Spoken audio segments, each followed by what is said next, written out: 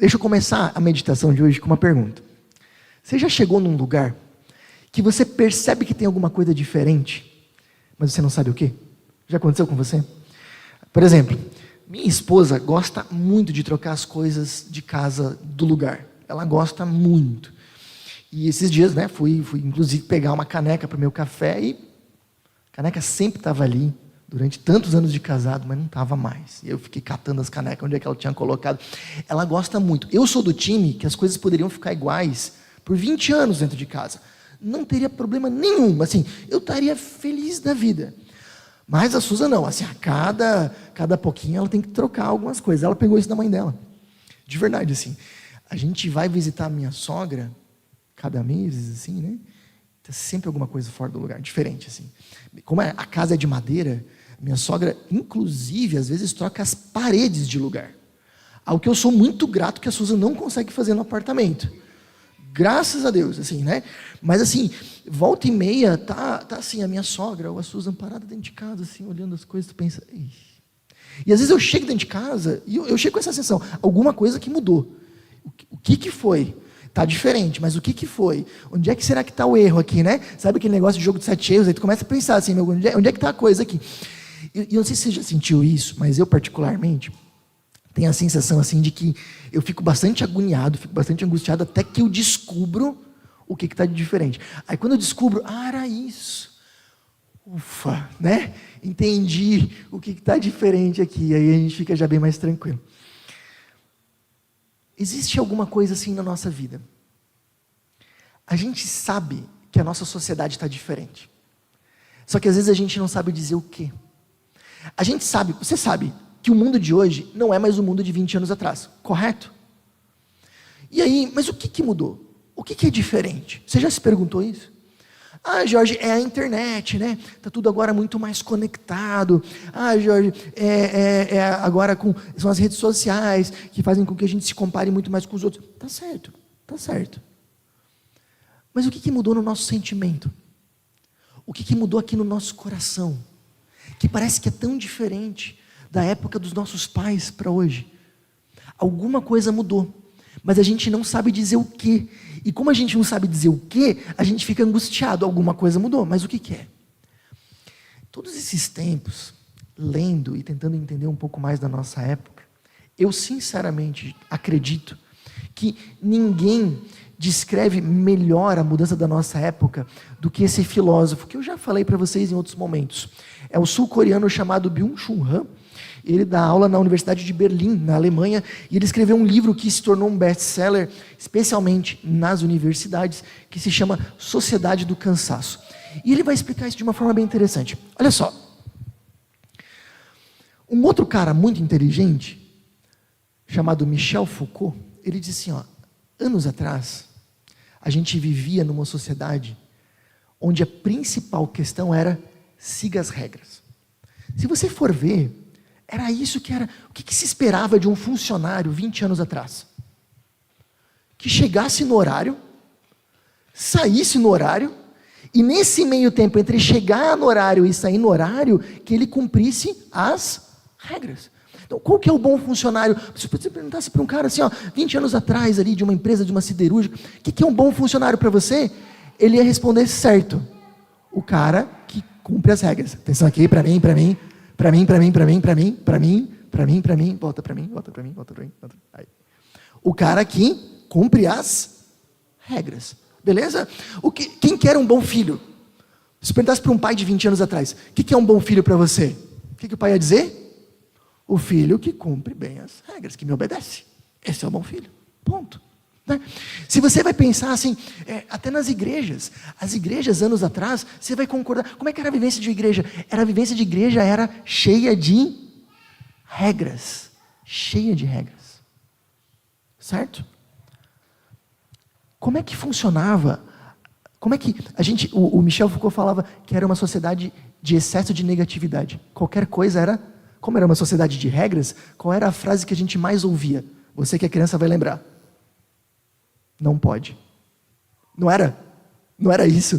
Você perguntava uma coisa para o seu pai e para sua mãe, a resposta mais provável, assim, 9 em 10 era, não pode. Às vezes eu tinha a impressão que eles nem mesmo pensavam o porquê não podia. Era não pode. E aí se você, assim, com toda a coragem do mundo, você reunia toda a coragem e perguntava, tá pai, mas por que não?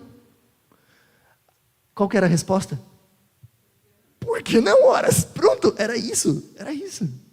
E os limites muito bem definidos. Até dentro de uma empresa, os horários eram bem definidos. Aqui você trabalha, aqui não. Era assim. Sociedade da disciplina. Chamava de sociedade disciplinar, porque o foco é a disciplina. É as regras. O Byung-Chul Han, ele vai dizer, não sei se você percebeu, mas o mundo mudou. Hoje, o bom funcionário é o cara que simplesmente cumpre as regras. Para a maioria das empresas, não. O cara pode chegar no horário, sair no horário e cumprir as regras. O que o patrão um dia vai chegar, vai chamar ele e vai dizer, cara, você é só um cumpridor de regras. Falta iniciativa. Não é? Falta você, se ligar um pouco mais. Falta você enxergar as coisas. Falta você se desenvolver mais. Não é isso. O cumpridor de regras hoje já não é mais. Tanto é que você via, como a gente falou, 20 anos atrás, os horários bem definidos. Chegava no horário da manhã, você via uma fila na frente da empresa, todo mundo batendo o cartão. Hoje, a grande parte das empresas já não trabalha mais com horário ponto. É PJ. Né? É PJ, não tem horário definido. Beleza. O que mais a gente ouvia tempos atrás era, não pode. O que a gente mais ouve hoje, a gente chama isso de excesso de positividade. Você pode, é o que a gente mais ouve. Você consegue, você pode qualquer coisa, é só você querer. É isso que a gente ouve. Você percebe que mudou pra caramba? E aí, o que esse cara está dizendo é que a sociedade agora, se a norma era antes, cumpra as regras, por isso sociedade disciplinar, hoje o mundo é o mundo do desempenho. E qual é a cobrança que a sociedade nos faz? Se desenvolva ao máximo. Não é mais cumpra as regras, é se desenvolva ao máximo. Chegue ao auge do teu potencial.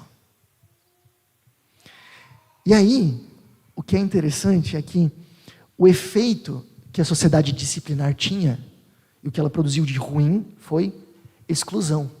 Porque se você não cumpria as regras, o que acontecia com você? Demitido. Se você estava numa igreja, e as igrejas tinham muito não pode, não cumpria as regras, você era discretamente excluído. Se você estava numa família e não cumpria as regras, você era excluído. Claro que numa família a gente não é expulso, família não quebra esse laço, mas a pessoa se sentia deixada de lado, se sentia excluída, porque não cumpriu as regras. Então, a sociedade disciplinar produziu exclusão. E a sociedade do desempenho, essa sociedade do se desenvolva ao máximo, o que ela tem produzido? Exaustão. Não sei o que estou dizendo. São tipo os caras mais inteligentes do mundo. Porque a gente está o tempo inteiro tendo que se desenvolver ao máximo. O tempo inteiro se comparando com os outros. O tempo inteiro com o sentimento de que a gente está devendo. E como é que a gente fica? Exausto. Exausto. Bom, esse Byung-Chul Han, ele fala, o que causa a depressão do esgotamento é a pressão do desempenho. O explorador é ao mesmo tempo que explora. E aí vem o que a gente tem trabalhado nessa série de mensagens. Quando, na sociedade disciplinar de 20 anos atrás, quem era o cara... Desculpa, Weiler, estou saindo da câmera aqui. Quem era o cara que me cobrava? Quem era o cara que ficava mordendo o meu calcanhar há 20 anos atrás? Quem que era? O meu chefe. Em casa era o meu pai, mas ainda minha mãe, normalmente, né? Ok, quem é que ficava mordendo meu calcanhar na igreja? Era o meu pastor, ou o meu padre, que olhava com cara feia pra gente. Mas hoje, quem que fica mordendo meu calcanhar? Quem que fica me cobrando? Quem que fica me impulsionando toda hora? Quem que é? A sociedade e um membro em particular da sociedade, que sempre está junto com a gente. A gente mesmo. A gente mesmo. É isso. E aí a gente vive essa pressão do desempenho, ela vai entrando em todas as áreas da nossa vida. A gente sente isso, a gente foi trabalhando isso na nossa série de mensagens. A gente sente isso, essa pressão de desempenho no nosso âmbito profissional.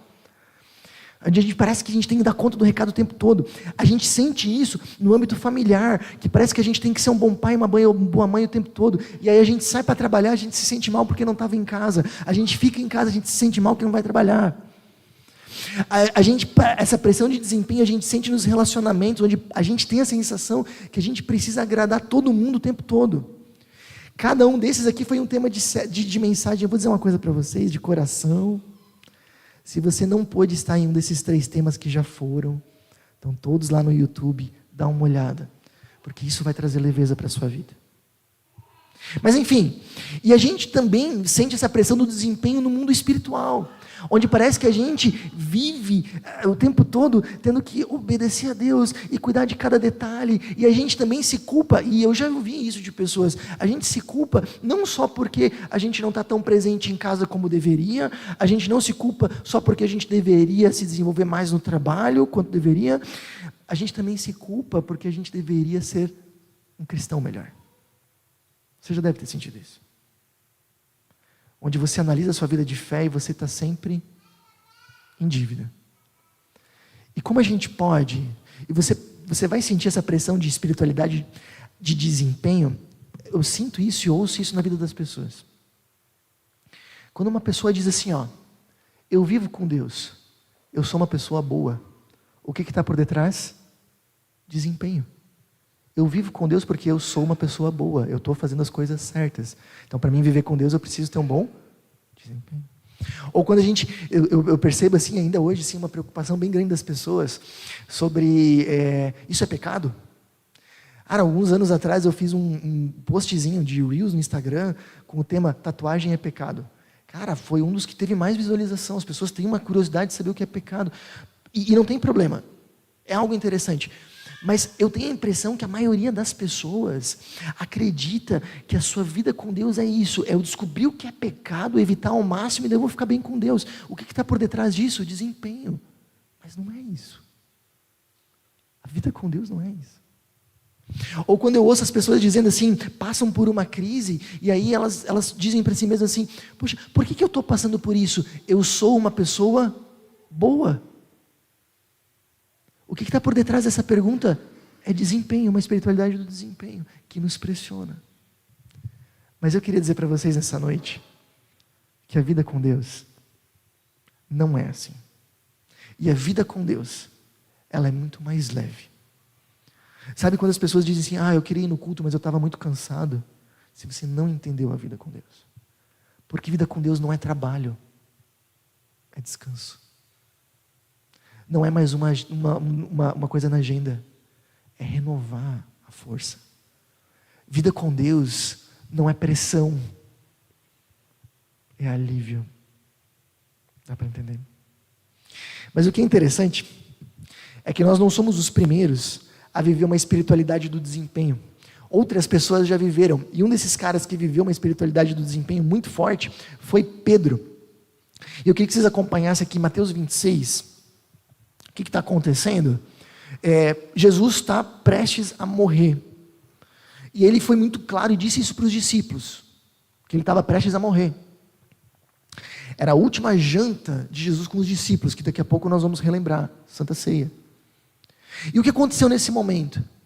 Pedro chegou para Jesus e disse o seguinte, cara, olha só a cara de pau do Pedro.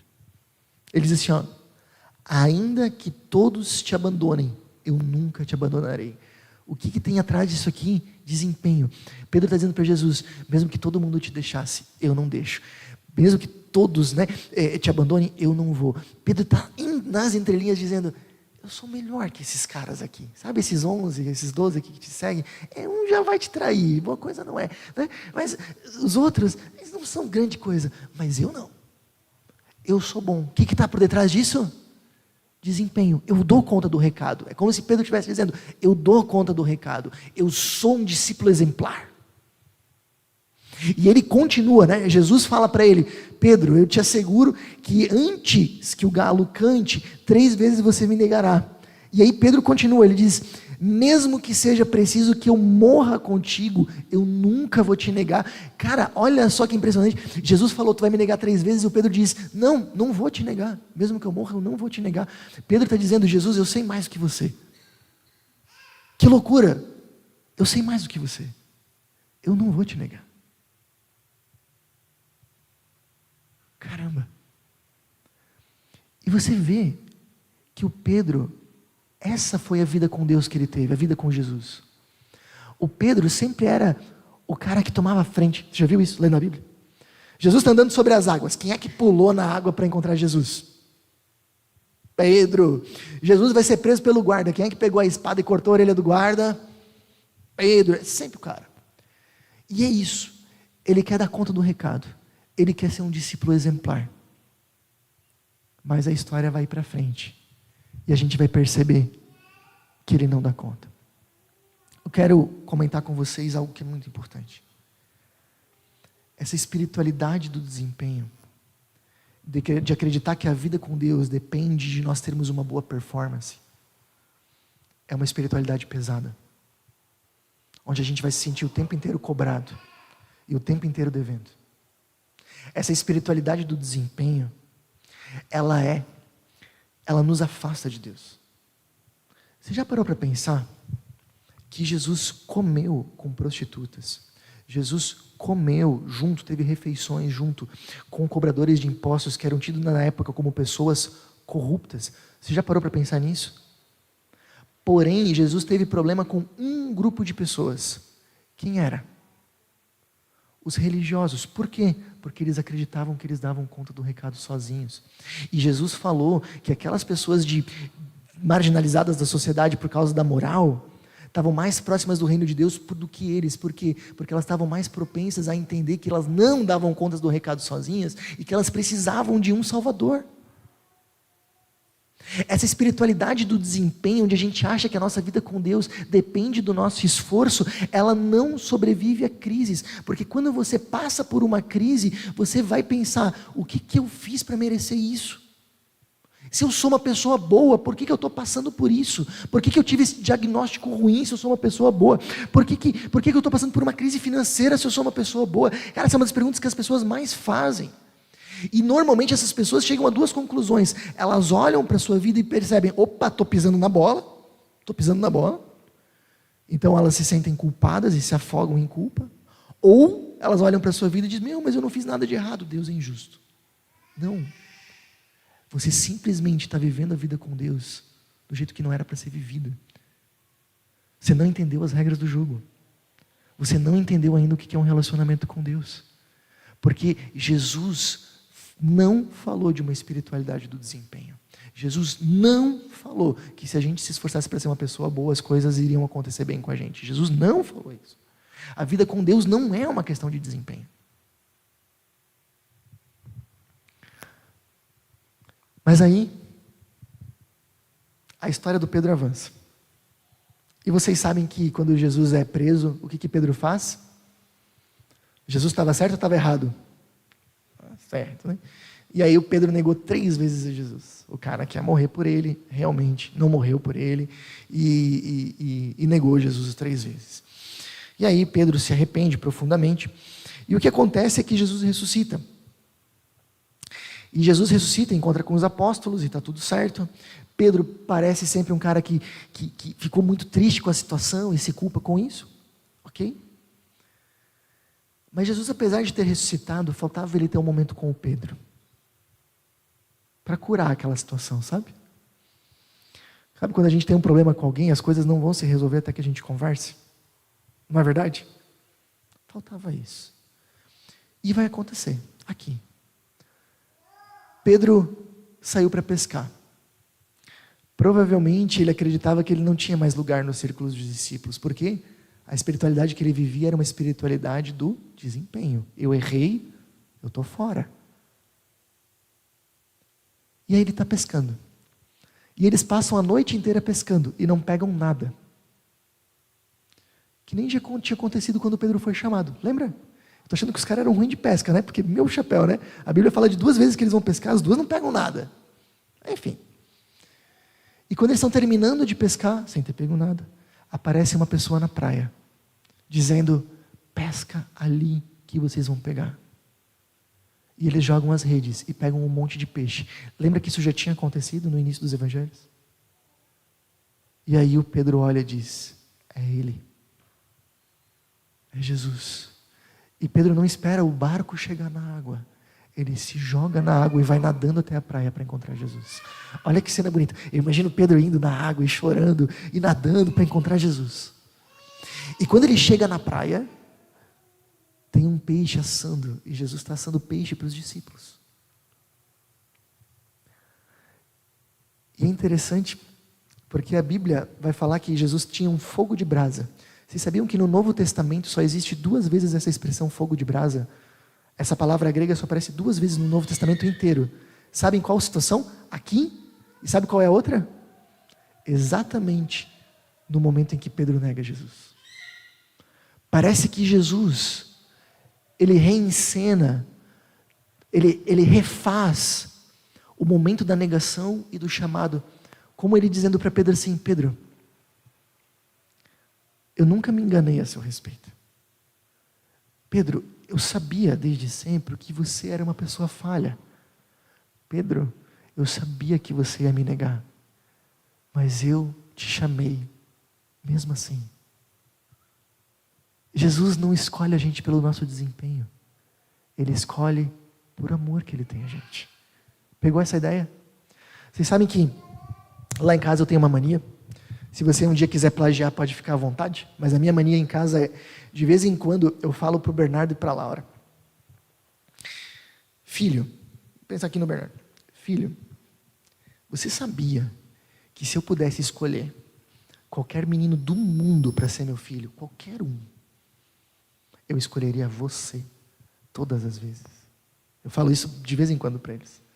E nesse momento ele sempre dá um sorrisinho, ela dá um sorrisinho. Eu também escolheria você, papai, né? E dá aquele momentinho fofo assim, né? Eu falo isso muito para eles. Mas eu percebo uma coisa. Eu tenho tentado fazer isso, falar isso, depois que eles cometem um erro. Depois que eles põem o pé na jaca, sabe? E aí, eles estão ali se sentindo culpados, sentindo mal com eles mesmos, se sentindo envergonhados. E nesse momento, quando eu paro para eles, olho nos olhos dele e digo: se eu pudesse escolher qualquer menino ou qualquer menina do mundo para ser minha filha, eu escolheria você. Ali essas palavras têm um valor muito grande. Por quê? Porque eu estou comunicando para eles que a nossa relação não depende do desempenho deles. O meu amor de pai não depende deles acertarem ou errarem. O nosso papel um com o outro não depende da nota que eles tiram na prova. E é isso que Jesus está dizendo para o Pedro. Com toda essa cena que ele está criando. Ele está dizendo: Pedro, a minha relação contigo nunca dependeu da nota que você tira no discipulado. A minha relação contigo nunca dependeu do teu desempenho e do teu comportamento. Nunca dependeu de você ser um sucesso moral. Nunca dependeu de você morrer por mim. A minha relação contigo depende de eu morrer por você. Esse é o ponto. E aí, você percebe um ponto muito interessante. Jesus, ele não nos ensina, eu queria que você reprogramasse isso na sua mente. Jesus não nos ensina uma espiritualidade do desempenho. Jesus nos ensina uma espiritualidade da graça, do amor imerecido. Essa é a espiritualidade que Jesus nos ensina. E olha só como a coisa continua. Depois de eles comerem, Jesus chama o Pedro e faz o seguinte, olha só. Depois de comerem, Jesus perguntou a Simão Pedro: Simão, filho de João, você me ama realmente mais do que estes? Disse ele: sim, Senhor, tu sabes que te amo. Disse Jesus: cuide dos meus cordeiros. E aqui eu queria destacar algumas coisas para vocês, olha só. A espiritualidade da graça, ela não é baseada no nosso desempenho, no nosso esforço. Tanto é que você percebe que Jesus não perguntou para o Pedro: Pedro, tu vai melhorar daqui para frente? Pedro, tu promete não fazer de novo? Eu acho que se eu fosse Jesus, eu perguntaria isso. Mas não é isso a pergunta que ele faz. Pedro, tu promete que tu não vai cair no mesmo erro? Não é isso que Jesus pergunta. Qual é a pergunta que Jesus faz? Tu me amas? Tu me amas? Vocês sabem que, antes eu falei de coisa boa, deixa eu falar de uma coisa ruim minha. Vocês não pensarem que a gente é top, né? Às vezes eu dou umas pisadas na bola com Deus. Acontece também, gente. Acontece também. E eu tenho uma característica, eu tenho tentado vencer e está difícil, mas eu tenho lutado contra isso. Quando eu piso na bola, eu tenho vergonha de orar. Eu não sei se você já passou por isso. Eu tenho vergonha de orar. Como é que eu vou chegar diante de Deus agora? De novo, né? E sabe, às vezes eu tenho vergonha de orar. Sabe qual é a oração que eu consigo fazer quando eu estou assim? A oração que eu consigo fazer é, com toda a sinceridade do meu coração: Jesus, eu ainda te amo. Não desiste de mim. Porque a relação com Cristo, minha relação com Ele não está baseada no desempenho. Não no meu. Está baseada no desempenho de Jesus. Mas a minha relação com Cristo está baseada no amor. E a pergunta que Jesus mais quer que a gente responda, mesmo depois de nós pecarmos, é: tu me amas? Tu me amas? E se a gente ainda amar Jesus, as coisas vão adiante. O discipulado, a nossa vida com Deus, não gira em torno de desempenho, gira em torno do amor a Jesus. Esse é o ponto. Não é uma prova, não é um trabalho, é um relacionamento baseado na graça. Mas a espiritualidade da graça é baseada no amor incondicional, mas não no nosso, no de Deus. E deixa eu explicar para vocês, agora a coisa fica um pouquinho mais complicadinha, mas vai lá, acompanha aqui comigo o pensamento. Não sei se vocês sabiam, mas quando a gente fala de amor, a gente tem uma palavra só: amor. A língua grega que o Novo Testamento foi escrito tem 4 palavras para amor, cada uma diferente da outra.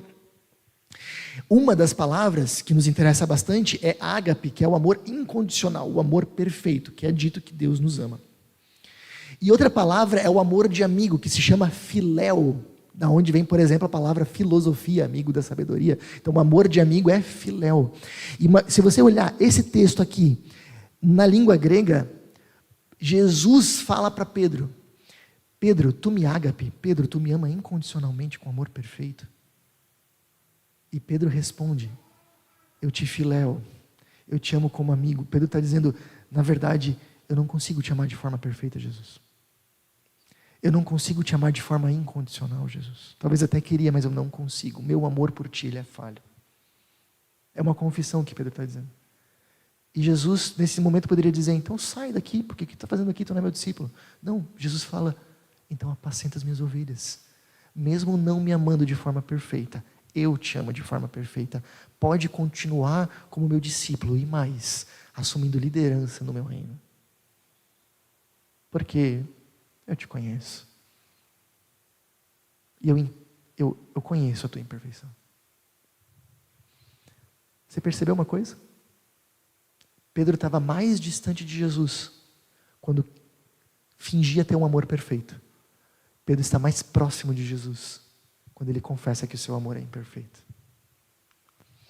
Mas mais, para você saber, e para encurtar um pouco a história, Jesus pergunta outras 3 vezes se Pedro ama ele.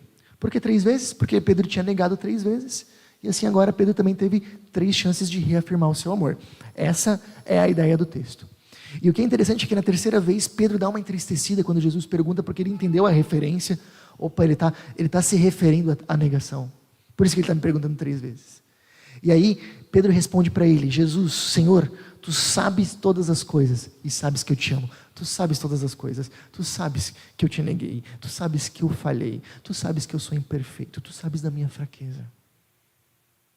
Mas eu te amo. De forma imperfeita, mas eu te amo. E Jesus fala: então apacenta as minhas ovelhas. Você faz parte do meu reino. E você pode cuidar de outras pessoas. Jesus é aquele que nos conhece completamente. E ainda assim nos ama. Eu estou chegando no final. Tem uma frase que sempre me impactou muito. O Timothy Keller, no livro sobre casamento dele, ele fala o seguinte, ele diz: quando nós somos amados, mas nós não somos conhecidos pela pessoa que nos ama, isso até pode nos confortar, mas é algo superficial. Aquela pessoa me ama, mas não me conhece. Não vale. A gente ser conhecido e não ser amado é o nosso maior medo, a rejeição. Mas o Timothy Keller fala, ser plenamente conhecido e completamente amado é o que a gente mais precisa. E é isso que Jesus está dizendo para nós essa manhã. Eu conheço todas as coisas. Eu te conheço. Eu não tenho ilusões sobre você. Mas ainda assim, eu te escolho para fazer parte do meu reino. Porque a nossa relação não é baseada no desempenho, mas na graça. E Jorge, por que isso é tão importante? Sabe por quê? Porque se a gente viver uma vida com Deus baseada no desempenho, a gente vai cansar e vai se frustrar. E a vida com Deus vai ser pesada. Ai, hoje de manhã tem culto de novo. Por que inventaram de fazer esse culto de manhã? Eu queria dormir um pouco mais. Eu tenho que ler a Bíblia. A Bíblia é tão chata. E a vida com Deus, ela vai ficar pesada.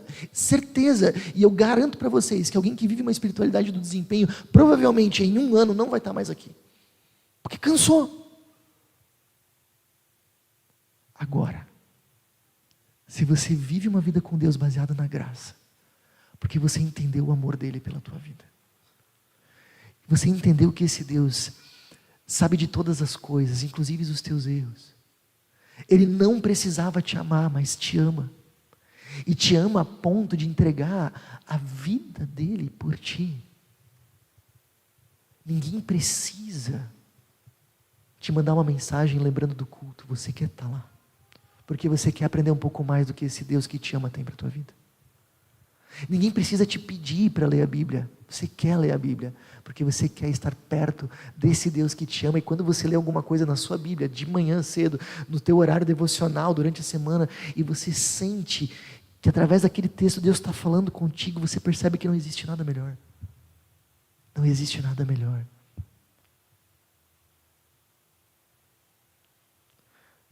Ninguém precisa te convidar para ir para o estudo bíblico. Você quer estar lá, porque você quer aprender mais desse Deus. Você percebe a espiritualidade que é baseada na graça. Ela cresce. Ela é saudável. Ela nos instiga mais. E assim como ninguém precisa nos lembrar de estar do lado da pessoa que a gente ama, a gente quer estar lá. Assim a gente quer estar perto de Deus. O mais perto que a gente puder. Diante disso, eu queria fazer um convite para vocês, e vai ser um só hoje. Troca a tua forma de pensar. Se você tem vivido, se a vida com Deus tem te sobrecarregado, te pressionado, você percebe? Você está vivendo da forma errada.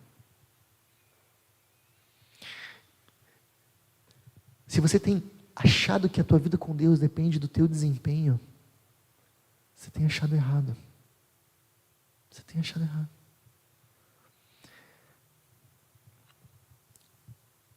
Uma última história. Me dão mais uma última história? Pode ser? Combinado? Tá todo mundo aí? Todo mundo acordado de manhã? É brabo, né, gente? Mas vamos lá. Acorda aí. Última, prometo. Tempos atrás eu tinha uma pessoa que frequentava um estudo bíblico. Não era de Chapecó, não se preocupem em tentar saber quem que é, porque vocês não conhecem. E aí, essa pessoa, ela tinha muita luta com esse negócio de graça, de amor e merecer. Ela disse, mas como? Eu que vou na igreja o tempo todo, desde que eu nasci. E aí a pessoa se arrepende, fez tudo errado, se arrependeu ontem, ela vai para o céu comigo. O que está por detrás dessa pergunta? Desempenho, você percebe, né? Não funciona assim. Como é que pode que esse Deus ama todo mundo? Como é que pode que esse Deus me ama mesmo depois que eu erro? Essa pessoa tinha essas crises. E eu explicando, falando aquilo que eu falei hoje para vocês, falando do Pedro, falando de tudo, tentando ajudar ela a entender o que é graça, o que é o convite que Jesus faz. Mas nada, essa pessoa estava bem presa no seu sistema. Beleza. Teve um dia que essa pessoa veio e me contou assim, Jorge, eu acho que eu entendi. Ela teve um estalar assim, e nem fui eu que fiz, acho que foi Deus mesmo. Ela teve um estalar, eu acho que eu entendi. Quando eu pensava na vida com Deus, eu pensava no meu trabalho. E no meu trabalho, se eu erro, tô mal. Mas eu comecei a pensar na vida com Deus como um relacionamento que eu tenho com a minha filha. E aí eu entendi. Porque ela pode fazer tudo errado. Mas se na última hora ela se arrepender, eu vou abraçar. Eu vou abraçar. Eu entendi que quando ela erra, isso não muda em nada o que eu sinto por ela. Não muda o amor que eu tenho por ela. Não quebra o nosso relacionamento. Eu ensino ela, porque eu quero que ela viva bem. Eu sei que se ela seguir os caminhos que eu der para ela, ela vai viver muito bem. E com Deus é assim. Ele me dá um caminho de vida, não porque Ele quer que eu siga regras, porque Ele quer que eu viva bem. Ele me chama para estar no convívio dEle, porque Ele me ama. Ele me chama para estar junto com Ele através da palavra, da comunhão com as pessoas em oração, porque Ele me ama. E aí eu entendi. Esse é o convite que eu queria fazer para vocês. Vivam uma vida com Deus, não pensando no trabalho de vocês, no desempenho. Vivam uma vida com Deus, pensando no amor incondicional que Ele tem por nós. Não pense na tua carreira quando você pensa no relacionamento com Deus. Pense na relação que você tem com os teus filhos ou com os teus pais. E agora eu vou dizer só mais uma coisa. Já estou tempo falando só mais uma coisa, né? Desculpa, mas é a última mesmo. O que mais machuca um pai? O que um filho pode fazer que mais machuca um pai? Se afastar. Ficar distante. O que Deus mais quer? Que a gente esteja perto. Quanto mais perto, melhor. E esse é o convite para essa noite. 2. Trocar a forma de você pensar, a espiritualidade do desempenho para a graça. E 2. Tomar uma decisão de viver o mais perto que você puder desse Deus. Porque tudo que Ele fez para estar perto de você, Ele fez. Dois recados rápidos para você que tem acompanhado as nossas mensagens. Primeiro, eu queria muito te encorajar, se for possível, a você participar dos nossos encontros presenciais.